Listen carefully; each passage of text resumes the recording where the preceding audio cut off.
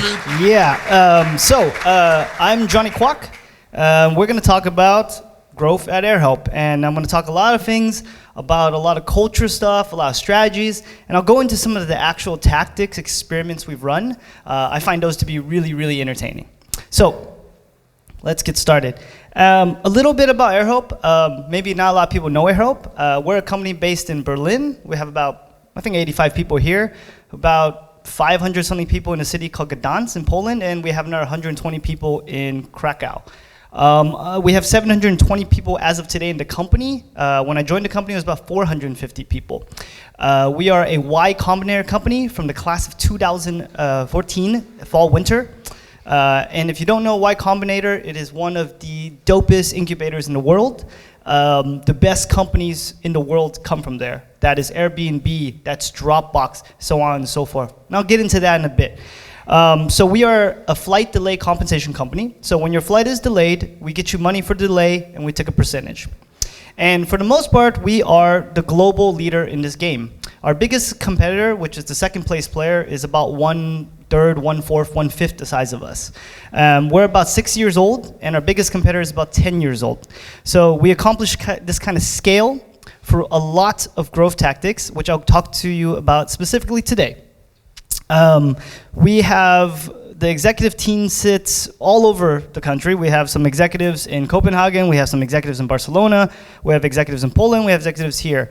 So we truly function fairly fluidly, and I would say this is the culture of the company. So a little bit by myself. She took away my funny punchline, so I guess I won't talk about my dance crew or my poker career or the fact that I worked in fashion for 8 years or that I designed video games when I was 21. But what I will talk about is I worked at a company called Match.com in Los Angeles. This company is the biggest online dating company in the entire world. They own a company called Tinder, might have heard of it, I'm sure. Own a company called OkCupid, you might have also noticed that. And a funny fact is, since I work for the company that owned Tinder, I got a free Tinder premium account for life, and they never shut it off after I stopped working there. So I'm auctioning it on eBay for an endless amount of money. But don't tell my girlfriend that I still have it. She's sitting over there. Yeah. And so after that, I worked for a company called Rocket Internet, obviously based in Berlin, and I spent most of my time there building new companies. And I joined AirHelp about 2 years and 7 months ago.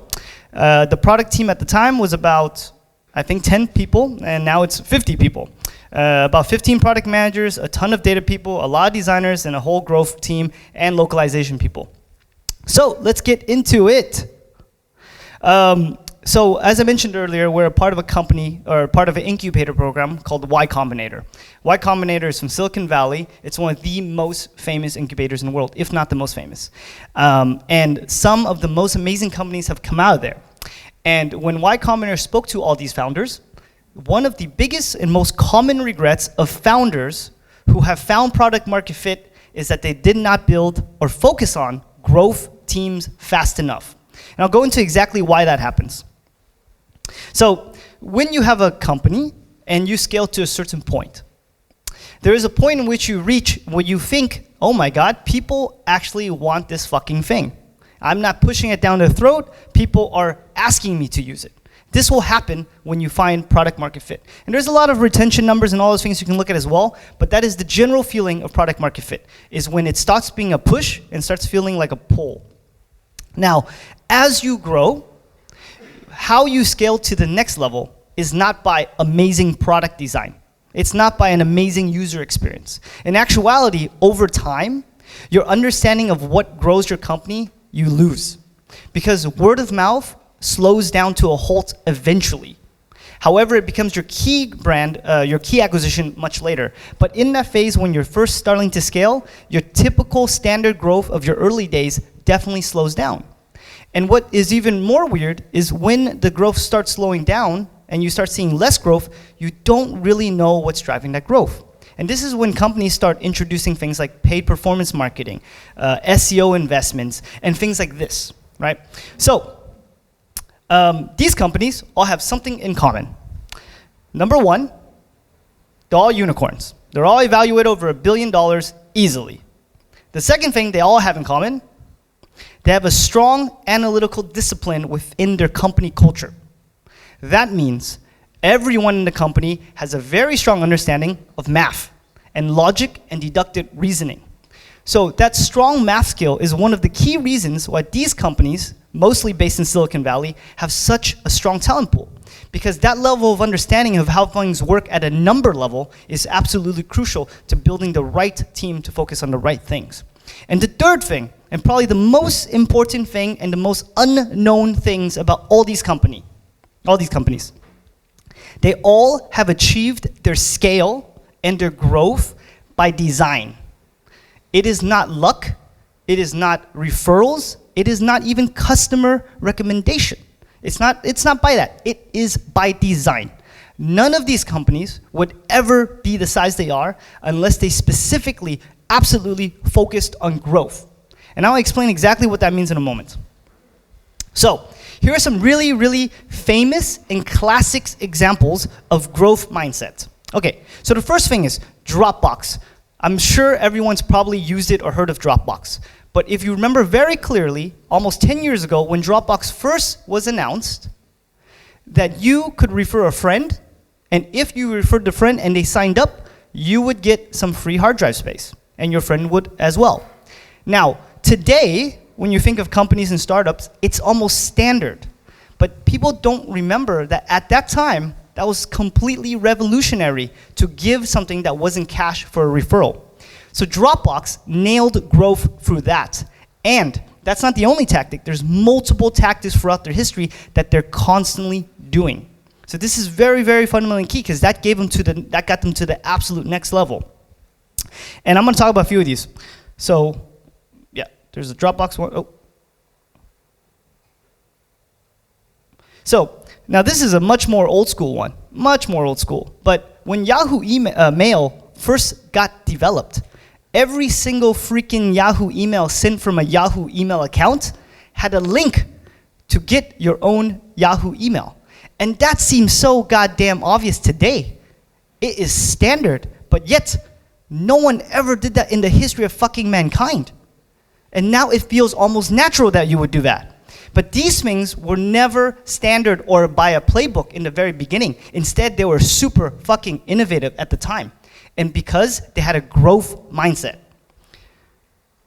Raise your hand if you have an Apple phone. Send an email with Apple, guess what you see?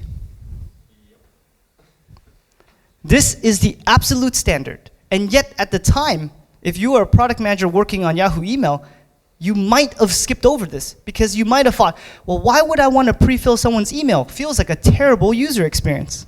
Well, you're clearly wrong because growth is damn important. It oversees all other decisions. And now, because of that, it is the standard in the world. So, sorry, I'm having technical difficulties with the clicker. I don't know what's going on here. You can also delete it if you really hate it. Like, take it out of the email manually. Something's wrong with the Bluetooth thing. Maybe I just... Yeah, sure, I'll just use the keyboard. So, you know, the story here is growth is an innovation and creativity's arms race. And please understand that the things you think are standard today at one point was extremely innovative and also kind of dangerous. And that's actually one of the key factors in understanding how to come up with decisions and actual features that do these kind of things, which I'll go into how that has done as well. So, you know, growth is defined by a culture of fire, which I'll explain what a fire is, and experimentation. Because without the fire culture, you cannot run correct experiments. And without experimentation, you won't have an idea what to be doing next. So, let's talk about culture. So, I'm sure everybody knows Abercrombie & Fitch, my favorite fashion line. I'm just kidding. I fucking hate that company. So, in 2017, Abercrombie & Fitch had 571 million in revenue just in their e-commerce business. So the question I have for you is Abercrombie & Fitch an e-commerce company? So the answer is probably no, because what? What makes an e-commerce company? What makes a tech company? Because a tech company and an e-commerce company, they think about experimentation. They think of growth. They optimize things for numbers. And Abercrombie & Fitch, of course, they also optimize for revenue and things like that, but their core focus is providing a delightful experience in a retail store, right? And that translates to their online store. But if their main business was online, if their main business was agile, growth would definitely be one of the biggest focuses they would have. So what is growth culture and what is this FIRE thing that I keep talking about? The first thing is analytical intuition. That is the ability to look at numbers and deduce something that other people don't see. And it's also understanding that you analytically can quickly, intuitively understand that when you see numbers, there is something there to investigate further. The second part, which is a lot harder, I think, to actually develop, is the FIRE part. So for me to truly explain how this works, you have to imagine yourself going through a beautiful, calm forest, and then you hear my absolute beautiful voice. And then my voice tells you, there's a house to the left. And so you find this house, and I tell you, go into the house. You walk up to the house. You try to open the door's locked. What do you do next? You check the windows to see if the windows open. The windows don't open. What do you do next? You climb up to the roof, and you try to climb down the chimney. Chimney's blocked. And if your next answer is, I blow a hole through the side of the house, then you have the correct growth mindset. If it isn't, continue listening. So, this is a funny analogy, but it is a very clear way to understand the kind of mindset you really have to have when trying to scale a company. And this is so critically clear that it's the only thing that matters when you're building a company. And it's the only thing that matters when you're scaling a company. So, with that being said, when you see these two photos of lemons and a tong, what do you think of next? Barbecue? Okay, that's interesting.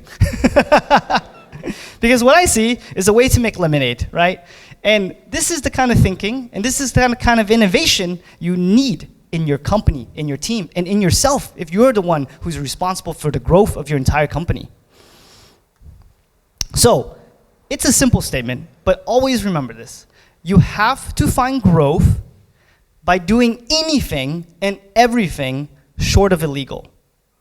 You want to think of ideas that are even past the most safe boundaries in your mind and scale it back to what is reality. But to allow yourself to go way past that comfort zone that most people have when making decisions at work is the only real way you will find growth. Speak to any entrepreneur who has any company that is of scale. They can name maybe 20 instances where they came close to even considering breaking the law. Because that's what it takes, because that's the creativity mindset that is required for you to really move to the next level. So at AirHelp, there's about 15 or 17 product managers on my team. And I would say 12 of them, it used to be all of them, 12 of them or something like that, have started a company at some point. It might have been a company with 2 or 3 people, it might have been a company with 50 people, but they have all had an entrepreneurial background. Because these kind of guys and gals understand the fucking sense of urgency that is required to build a company. And if you're working at a bigger company and you're looking to hire people, you still need the people that understand urgency and growth and passion and creativity, And what I always say is I don't really hire product managers. Those are easy to find. What's really hard is hiring entrepreneurs that have product skills. This is a rare breed. And this is why the majority of product managers, I think, are very stuck, are very much stuck in their area of discipline. And this is the key, because finding people with entrepreneurial skills that have some product skills, you can train the product skills. It's very hard to train the entrepreneur side of someone. So, experimentation. Now, I want to focus heavily on this, but I want to make sure this part is clear. The first half of my whole talk is mostly about culture, mostly about analytical intuition, mostly about drive and entrepreneurship, because that is what's required to do experimentation. If you're running experimentations for the sake of running experiments, you have no idea what you're getting into, because it becomes a very easy way to have a circular discussion with your whole company. Should we do this? Should we do it? Oh, we should A/B test it. That sounds like the worst idea ever. Why would you ever A/B test something just to find out who's right? It's a stupid idea. So let me talk about and show you some of the experiments we've ran at AirHelp that are pretty hilarious, I would say. So maybe a quick thing about experimentation and what the difference is for me in A/B tests. So the first thing is, everybody thinks of A/B tests when I talk about experimentation, which is fine. But I'll go into the details of what we think about when we talk about experimentation. The first thing is, the majority of our A/B tests fail. It makes perfect sense. 92% of them are unsuccessful. But the funny thing is, 100% of them, we learn something very valuable from. So number one, you have to understand that when you run an experimentation, you're trying to learn something. You're not necessarily creating the most impactful thing, but you are trying to create something that you can learn that then could turn into something impactful later. Second thing is, your absolute intuition about what is good and what is bad is probably very off from reality. So some funny tests have we run in the past. We've shortened the funnel, it decreased conversion. When we lengthen the funnel, if it's increased conversion. And those are just two extreme examples you can kind of get your mind around. But there are many, many things which we did, which feel like a bad user experience, end up providing some insane amount of growth. And I'm gonna go into those experiments now. But before I do that, I want to talk about something that is very, very fundamentally core to when you're thinking about the world. So in 2006, everybody would say this: the less steps you have in your funnel, the better. Seems like a good idea. Most websites have really long, drawn-out e-commerce funnels and things like that. So the less screens, the better. In 2007, do you know what happened? Something very magical happened in the entire universe. iPhone came out. Why is this important? Okay, so mobile sites is one of the major reasons. So think about this for a second. There's 4 steps in a funnel. Each of those steps have 3 questions, okay? You're on your website, you see all 3 questions on step 1. You fill them out, you go to the next screen. You fill out another 3, you go to the next screen, you fill another 3. You're done, okay? Now you're on your freaking phone. The first screen, 3 questions. 1, scroll down, 2, scroll down, 3, scroll down. Next one, same thing, same thing. So what if you took all of those questions and gave them all their own page? Then on your phone, it would be like click, click, click, click, click, click, click. And there would be no scrolling. Everyone would be fixed position.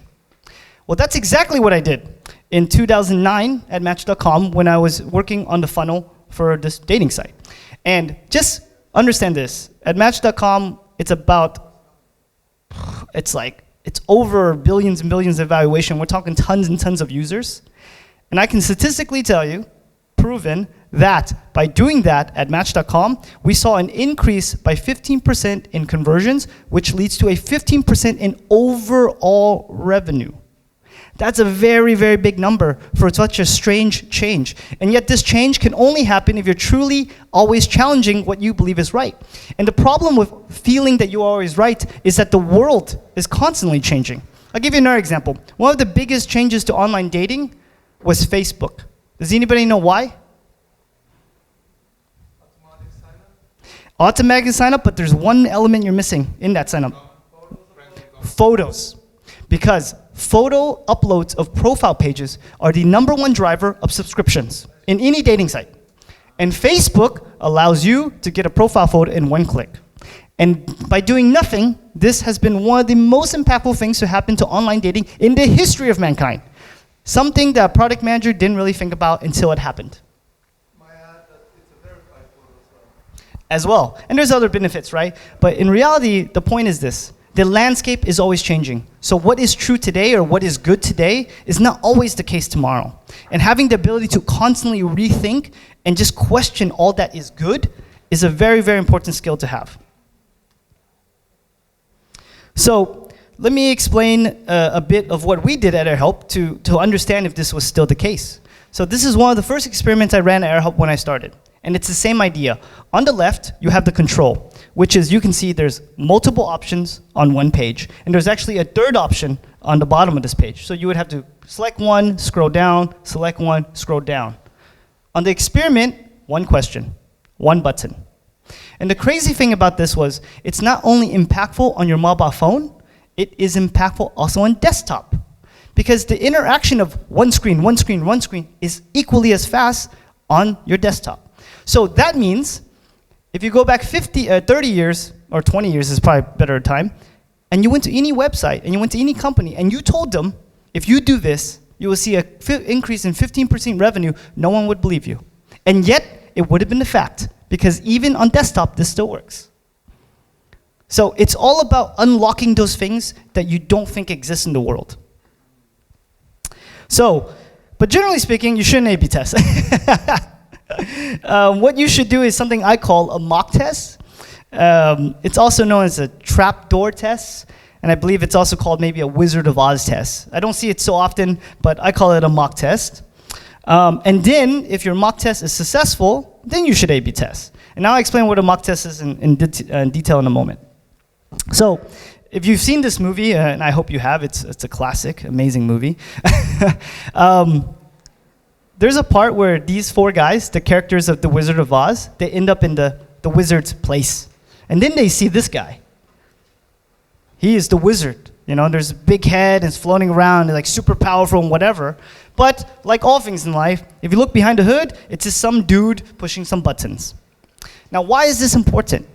Because this is what you should be thinking about and how to do things instead of A/B tests. So, another example. So, here is a basic breakdown of our current funnel. You give us some flight info, you give us the delay info, give us your email, you tell us who is flying with you, you sign something, everything's good, right? So, one question we had was, well, at some part, we asked you for your booking confirmation, right? And theoretically, if we had your booking confirmation, we wouldn't need to ask you about 3 of those steps. That's a fact. But here's the problem. If you gave us your booking confirmation, someone would have to look at that and manually enter it for you in our backend. And we didn't want to do that. So the automatic option is like, okay, we'll take the boarding pass and we'll build some super cool robot that scans all the data and puts it into a case. Very straightforward. So in this scenario, what's the first thing that should come to mind? Does it even have fucking impact? The idea sounds amazing on paper, cut down all the steps and just go. So the first thing here is we have to find a way to understand if it has impact without building it. So how do we do that? Similar, exactly that, but let's talk about how that test is conducted. How we decided to kind of validate this was we took the 3 steps that we would want in the final funnel, what we think is optimal, and we just moved it to the front. And we move all the other steps to the end. So for the user, it feels a little awkward, maybe the steps are off, but for our operational team, no difference at all. And what you would do is you would compare the conversion rate of the first 3 steps in the experiment to the whole funnel in the control. And then you would have a crystal clear number of how much better or worse it is. And from there, you can model out a business case to say, this is going to make this much revenue. And then you'll never have to have a discussion about priorities again. Because then you have a clear idea of what something would bring you without ever building it. All you did was reshuffle the steps. So this was a very hard question for us as well. So we're a company that gets you money when your flight is delayed. But not all delayed flights are eligible, only some. So we always thought, well, we're getting people money, so they would really, really probably refer us. But the thing is, when you refer someone, it has to be a person who has a delayed flight who is also eligible. So, you know, the numbers kind of go down, down, down, down. So one of the hardest questions for us was, should we build a referral program? Because building one would be very expensive, would take a lot of time. Integrating one would also be a nightmare. So in general, there's a lot of effort, and we don't know the impact. So the first question you should ask yourself is, will people use the referral program? So I can get that number, and I can model out the impact that way. So what did we do? Well, after you finish the funnel, we asked you one very simple question. Would you refer a friend, or would you like to refer a friend? And we would pay you 10 euros, 15 euros, and your friend would get 10 euros. When a user clicks this, When a user clicks this, it just says, thank you, we're still working on this feature, we'll let you know. And guess what? By doing this, you have the absolute conversion rate of a real feature that you didn't build. This took 15 minutes that I set up myself. And because of this, we didn't invest in a crazy, huge thing without knowing the impact. But by the way, if you wanted to know, 25% of people who go for our funnel actually want to refer a friend, which is pretty fantastic, I think. A few more. Here's another one. Should we offer vouchers? So when people come to our site, they file a claim, and when they get the money, we send the money to the bank account. They go through the sign-up form, and then they fill out their bank details. But we said, well, if we're able to get a person instead of 400 euros, but maybe 460 euros, but in a voucher, they could get a higher value voucher, and we would get a discounted voucher, and then we would keep the difference. So it's a win for AirHelp, it's a win for the person selling the voucher, and it's also a win for the customer. But once again, the question is always the same. Will people fucking use it? Because it costs a lot of time and effort to get partnerships. It costs a lot of freaking time to build things. So how do we ask people if they want vouchers? Well, the simple answer should be, we just ask them. So you get two options when you go to the payout screen now. And one says you get this much, and the other one says you get this much if you click a voucher. And when you click the voucher, we say, thank you. We're still working on it, but click this button to go into your bank account. It seems like a repetitive idea, but Jesus Christ, these things save you so much money and also provide a clear run rate of how much you can grow, because you can predict the actual impact of everything you do. And this was a bit sad. The numbers were actually quite low, and we could not formulate a positive business case to even invest in it. But man, that saved me 3 months of investing any engineering time, any product time, any design time, any time in the company. It also gets rid of all conversations about it at all. So, few extra ones. And this one's not really about experimenting with validation. This is about validating a new business completely. So, this is more about the evolution of it. So, when you have a delayed flight, what often happens is you're going to incur some expenses. Sometimes you might take a taxi. Sometimes you might book a hotel. Sometimes you might book another flight. All of those are extra expenses in which the airline should cover. So our question was, well, do we want to offer this to customers as a service that we would get that money for them? And then a natural next question is, would anyone use it? Wait, do people even have expenses? How many expenses do you have? What percentage of people have expenses? These are all questions you don't know when you're thinking about features. You just guess. You do some market research, you look at some competitors, you come some guesses. But I don't like guesses. I need fucking for sure things. So what do we do? It's first evolution. There's an area in the funnel where we go, what happened? And all we did was make it in really bold. If you had an extra expense, please let us know. So not the most accurate test, because maybe the interface is hard to see, maybe people don't read, things like that. But what happened here was, it gave us some customers which did have expenses, which we didn't try to get the money for, which we were successful. So we validated the first part, which is we can get extra expenses for customers. So the second part is, how do we create something in which customers would actually use, right? So this evolved into this UI. Now the funny thing about this UI is it asks you to upload documents and asks you to put the dollar amount. But in reality, do you know where this goes? It goes into a Google Sheet. That's all it does. It doesn't go into our back office tools, because building that connection, connecting our logic, creating a new state machine, adding the value to an existing, fucking killer. Huge ass task. So the first thing we did was, can we validate that we can get the money? Which we did. The second thing was, we validated how many users would actually go through the whole thing, which is, tell us the amount, tell us and upload the document. And then, from there, it's easy to decide if we should build X, Y, or Z. Actually, it should be damn obvious. You look at the numbers, you do the business case, you scale it over 2 years, you're like, it's profitable, we should invest in that. And that's as simple as that. So,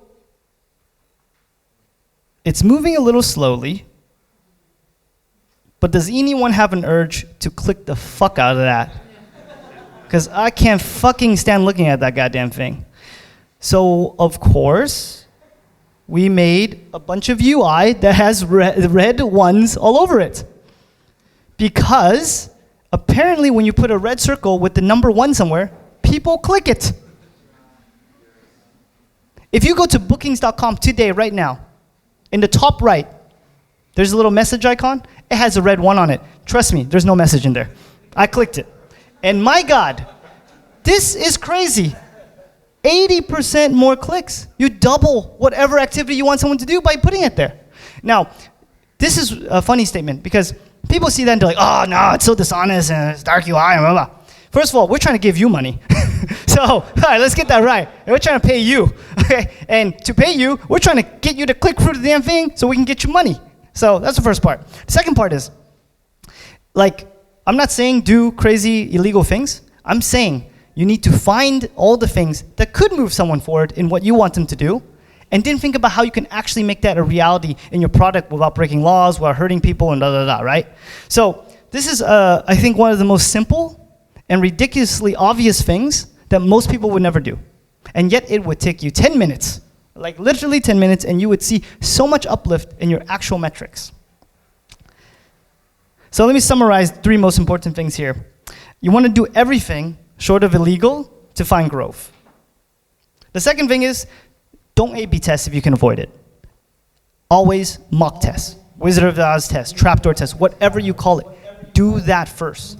It takes less, it saves you a lot of money, predicts your future. It's amazing. Third thing is, it's not about the tactics. The examples I showed you, that is work from the talented team that I have. And that team, I found because they had the right culture fit, not because they had the right tech background. Most of those guys are entrepreneurs with almost no engineering skills, no product skills for some of them. And yet they're able to come up with crazy ideas like that and bring growth to a business. Because that's what really, really, really is the key. It's the culture. It is not the tactics. It is not the experiments. It's not the results. It is the way you think about problem solving. And once you get past that, everything looks like an opportunity to you. So this is the final thing. Your company's culture is defined by your previous successful decisions. So what you do today to grow your company is the company culture that will exist tomorrow. And that means you should start today doing what I said. That's it. Thank you. It's hot up here.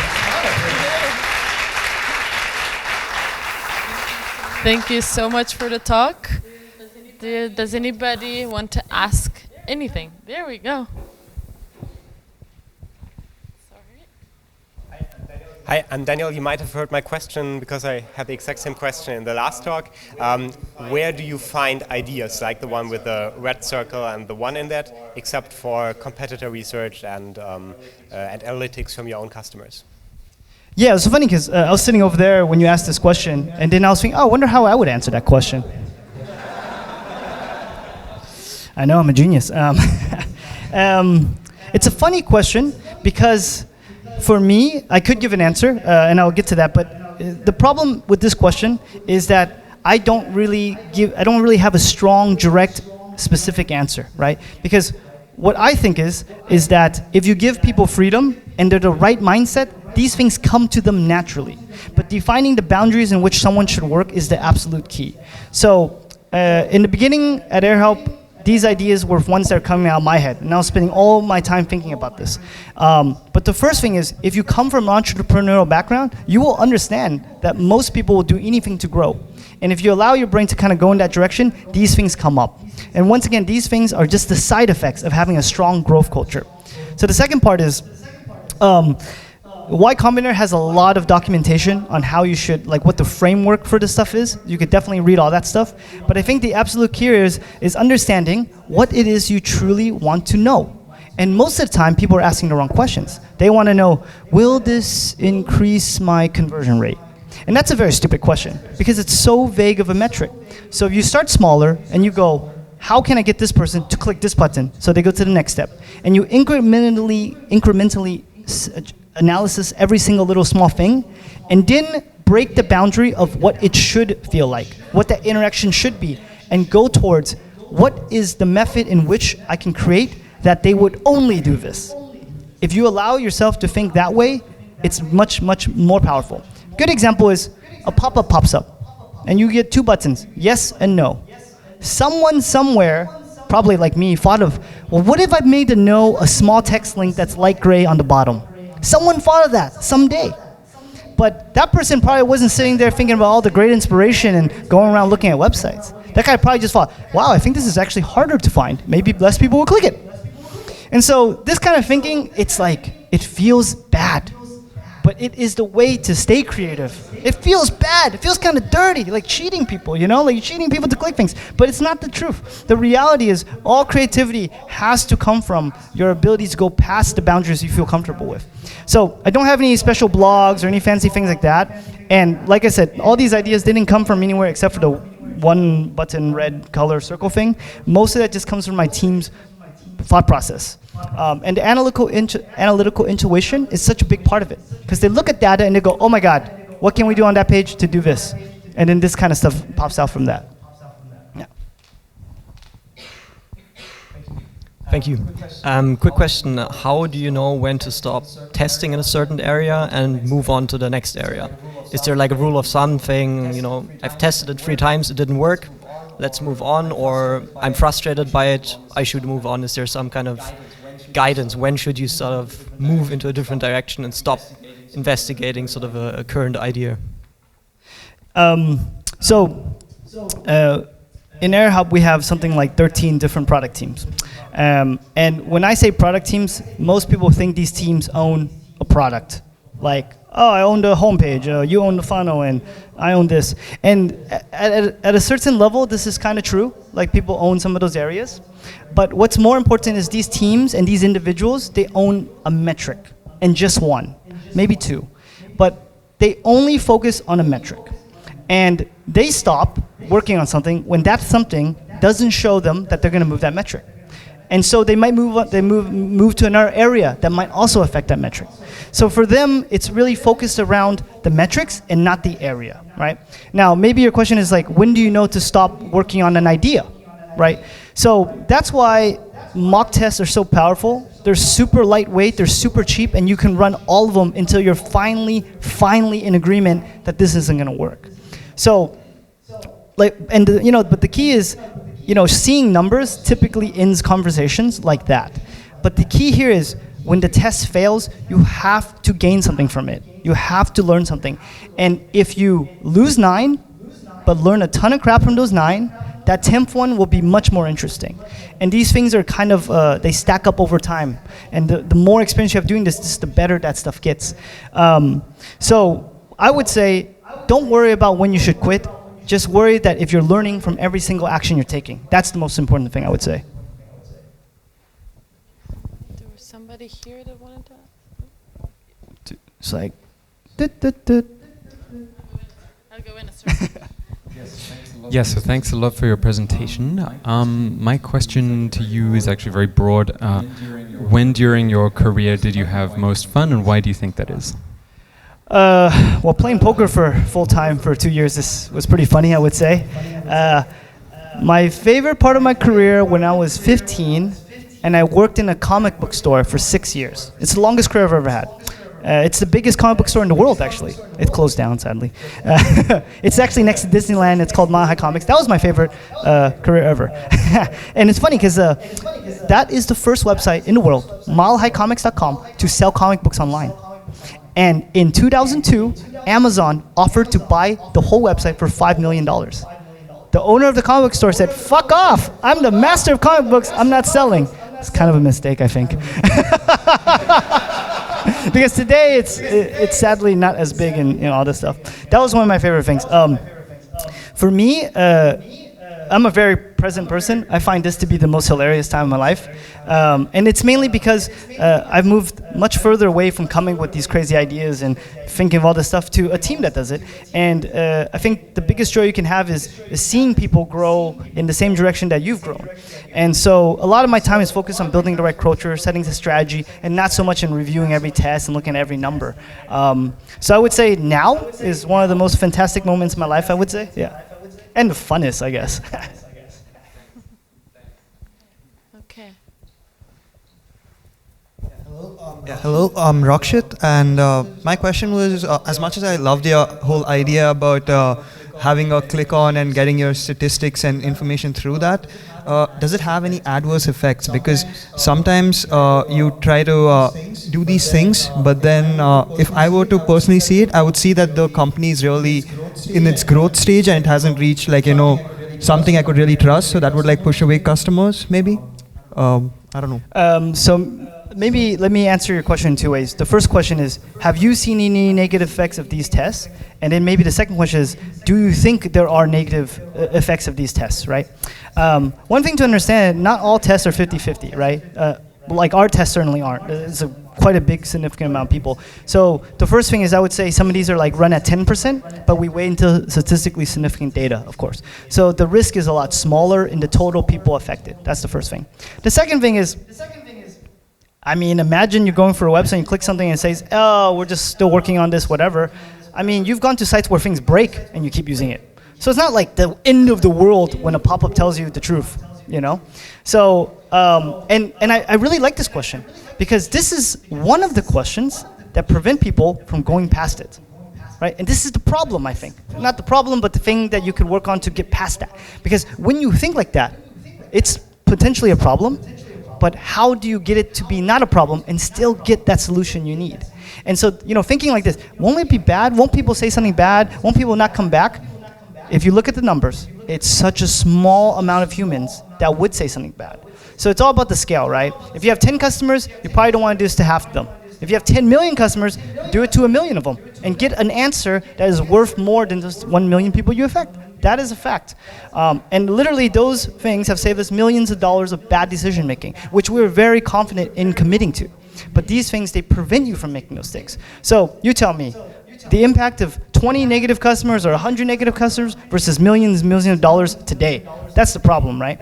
So remember that the things that are constant is the cost, the audience you would impact, but what you never know and what you need to find out is the estimated impact.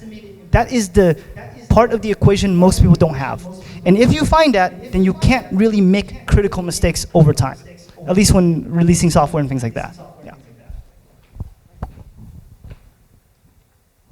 I like how you guys are very far away from each other. So she's kind of like, it's like triangulated on purpose. And the next person wanted to be in the middle of the crowd, I bet. I guess that's just life. Thank you very much. This has been super informative and to the point and funny. I don't know. I laugh at my own jokes too, so I appreciate that. I work in user experience consulting and design leadership, and so I realized okay, so I was with a friend or maybe by myself scrolling on Tinder, and I noticed.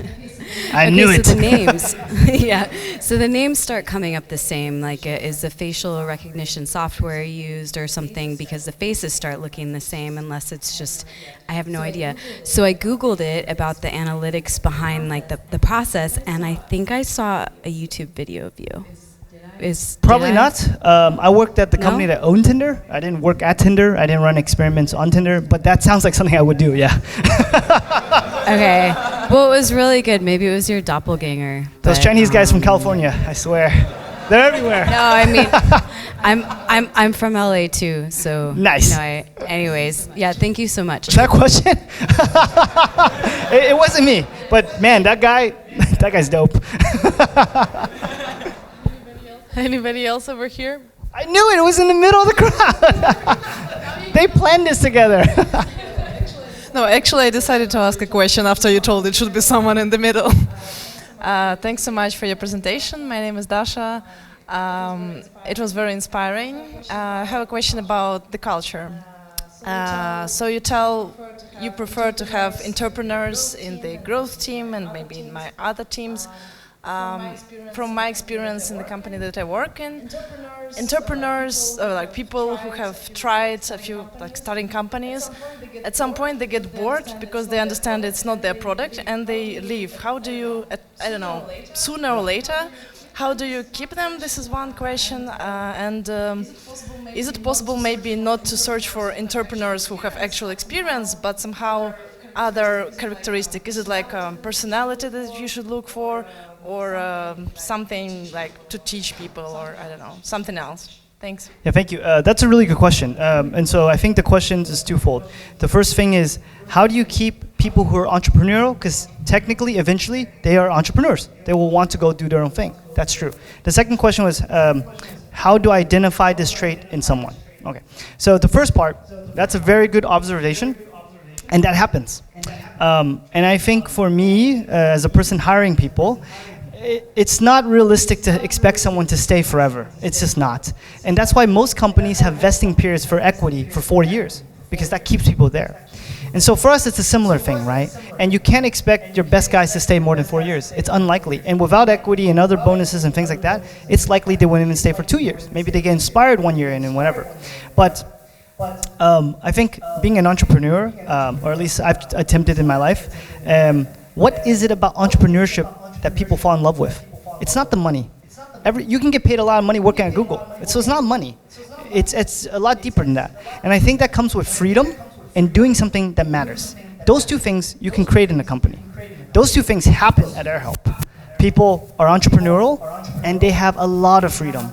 They have full autonomy for the most part. The only thing that is given to them is the metric that they have to move.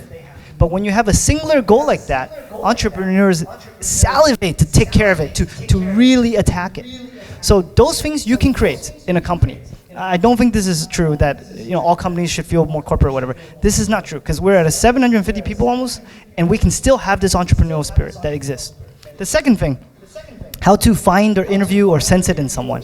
Well, first of all, if you haven't got the sense yet, speaking to me is an experience already.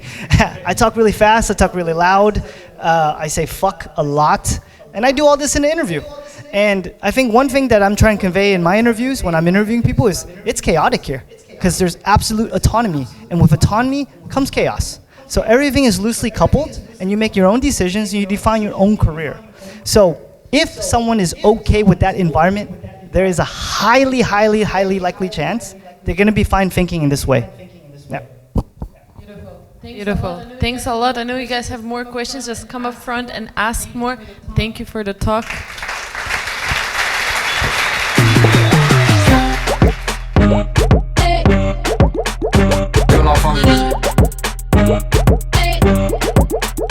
Que la famille.